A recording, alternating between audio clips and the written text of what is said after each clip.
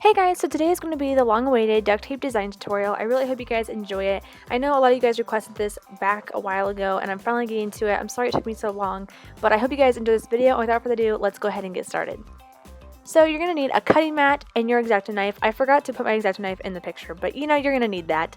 You're going to need some duct tape. I'm using fuchsia, cupcake scented, and tan. That's just the colors of my design, but you can use whatever colors you're going to need for your design. And you're also going to need your design, of course. I found mine on Google Images. And you're going to need some wax paper or a duct tape sheet. I just have an empty duct tape sheet here. And also your design doesn't have to be in color. Mine just printed out in color on accident. And then Sharpies are optional for extra little details, and you're also going to need some clear tape.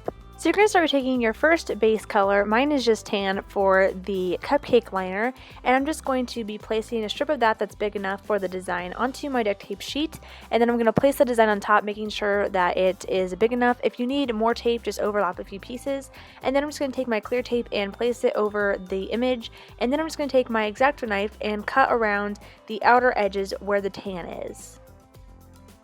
And once you get that done, you're just going to peel off your design along with the clear tape, and try not to rip your design if you can, and you might have to press on your tape so that way it stays down on your duct tape sheet or wax paper.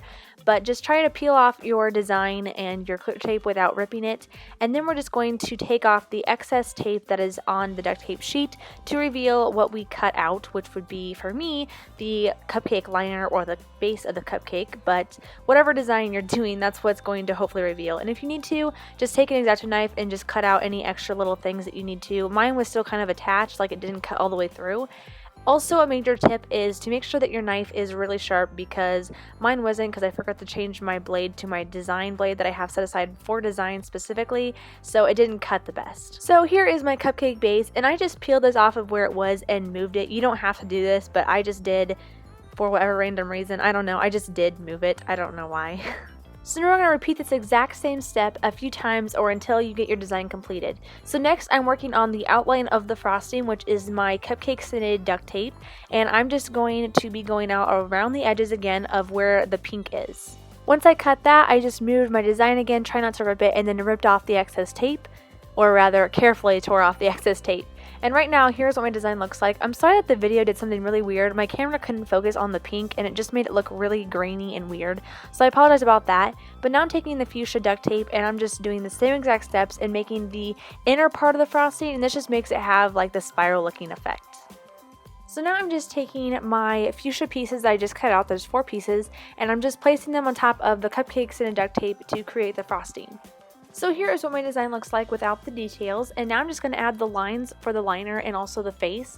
And you can definitely do this with duct tape. I just choose to do it with Sharpie because I find that it's a little easier and I can make it more how I want it and more exact and precise and whatnot. And yeah, I just like to do it with Sharpie. And if your Sharpie doesn't turn up like dark enough, like my cupcake lines I'm doing right now, they weren't very dark, so I let the Sharpie dry, and then you just want to go over it again with that same color of Sharpie. So now I'm just going to add the eyeballs and the smiley face and the little blushing cheeks. So I find that doing eyes, it's easier to do it with Sharpie, because when I try to do it with black duct tape, it never turns out circular at all. So that's why I just prefer to use Sharpie, but go ahead and give it a try if you want to try it with duct tape. So if you're making this as a sticker, then I would recommend doing this part, but I'm just going to be clear taping my design. I did carefully remove it from the wax paper, or rather my duct tape sheet, and I moved it to my cutting mat so that way I could do this step. You can just leave your sticker on the wax paper or sticker sheet and clear tape it that way, but I just chose to put it on my cutting mat just because. And right now I'm just trying to get all the air bubbles out of the clear tape and everything, so that way it looks really nice. And you want to clear tape it so that way it stays in one piece and it doesn't get dirty or anything like that. If you are using this design to put it on like a wallet or a purse or something that you've made, then don't clear tape it. Just go ahead and put it onto your purse or wallet or whatever, and then clear tape it once you put it on there. And as I said, the only reason I'm clear taping it right now is because I'm going to be using this as a sticker. And also, once I put the clear tape on my design and got all the air bubbles out, I'm just taking my X-Acto knife and tracing around my cupcake so that way there's no excess clear tape.